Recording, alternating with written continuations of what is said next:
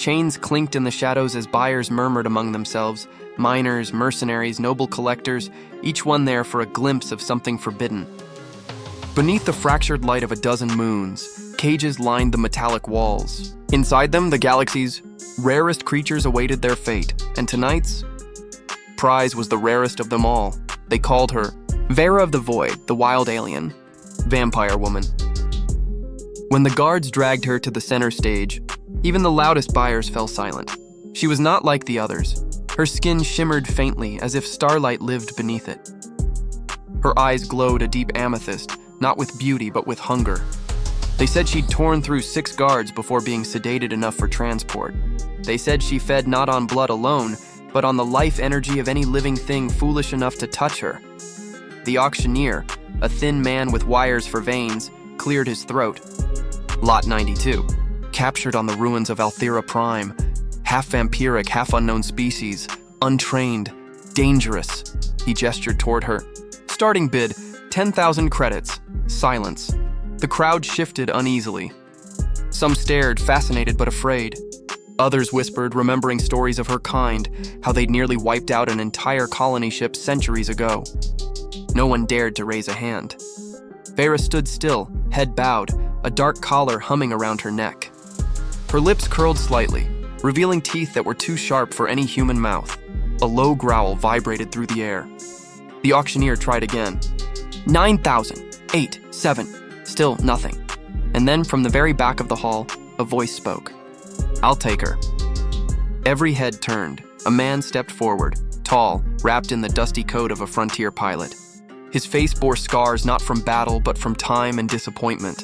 His name was Cale Arden, and he looked like someone who'd lost more than most could imagine. The auctioneer blinked. Sir, do you understand what you're buying? I understand, Cale said quietly, tossing a credit chip onto the platform. She's not a thing. She's alive. A ripple of laughter moved through the crowd, but the auctioneer didn't care. He just saw payment.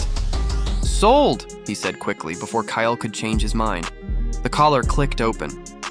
Veyra looked up, meeting Cale's gaze for the first time. Her eyes were cold galaxies, deep, endless, dangerous.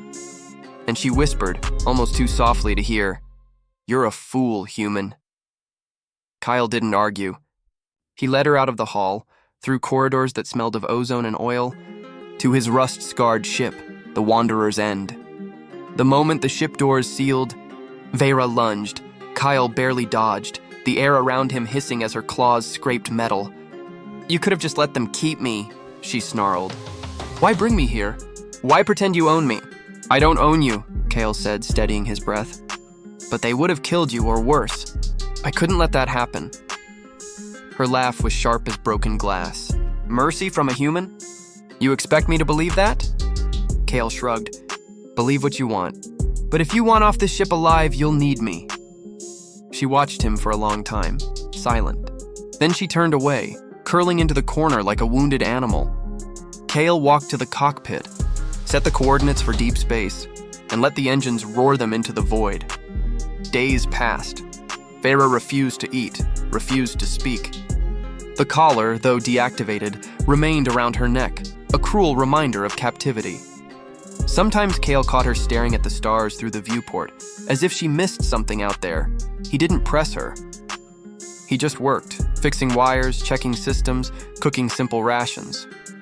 One night, he left a bowl of nutrient broth near her quarters. When he came back hours later, it was empty. That was the first small victory. They drifted between systems, staying off trade routes. Cale never asked what she'd done before her capture.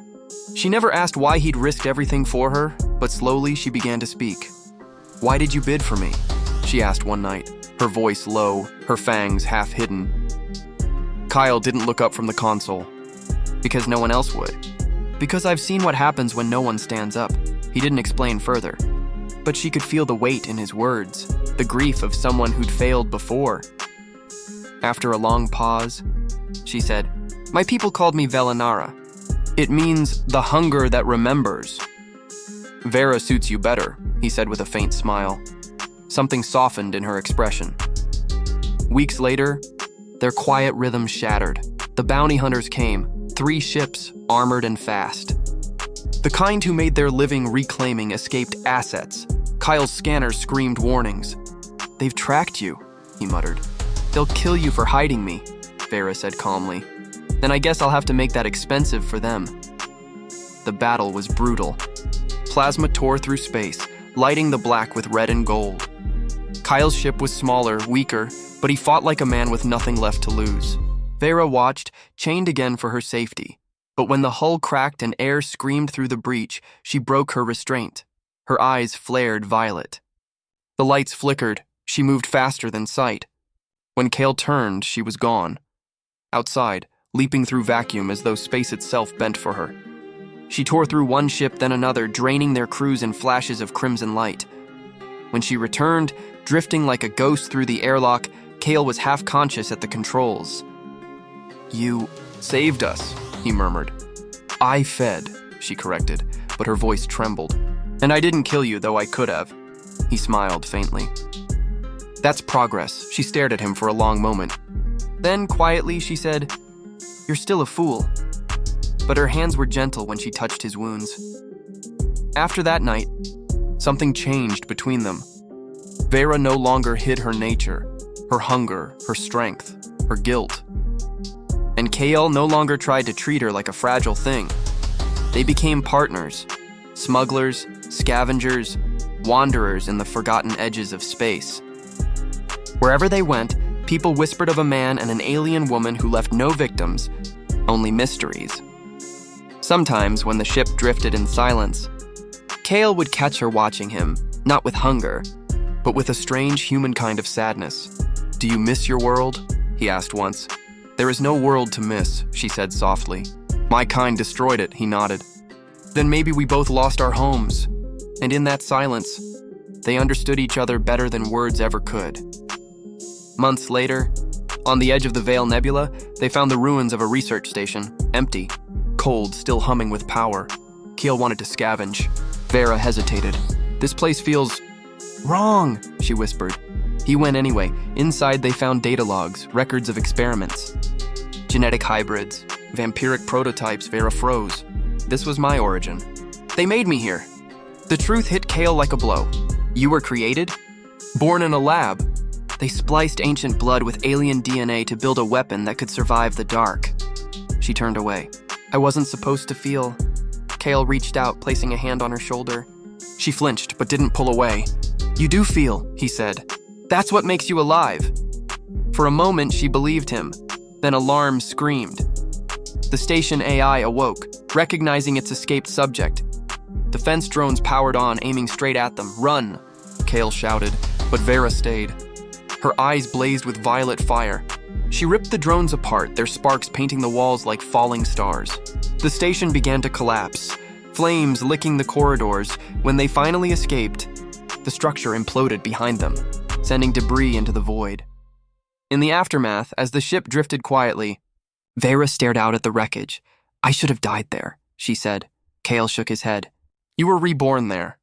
They never went back to civilization. Not really. Some said they became legends, others monsters. Years later, Kale's hair turned silver, his eyes dimmed, but Veyra never aged. She stayed by his side, guarding him as fiercely as he once guarded her. One night, as his breath grew shallow, he looked up at her. "Veyra, when I found you, I thought I was saving you," she smiled faintly. "You were saving yourself." "Maybe," he whispered, "but you made me believe there's still light in the dark." His hand slipped from hers, and the ship's hum filled the silence that followed. Veyra stood motionless for hours. When she finally moved, she carried him to the nearest star system, an uninhabited moon, and buried him beneath alien skies. Then she vanished into the void, her figure dissolving among the stars. Years passed, and travelers told stories. They spoke of a shadow drifting through the cosmic lanes, a woman with eyes like dying stars, who never aged, who fed only on those who hunted the weak. Some said she was a curse, others called her a guardian, but those who saw her up close swore they heard her whisper almost tenderly to the stars. No one dared to bid for me, until one man did, and for that, I'll never forget him. And somewhere, across the endless dark, A ship called Wanderer's End still roamed the void, its lights flickering like a heartbeat that refused to die.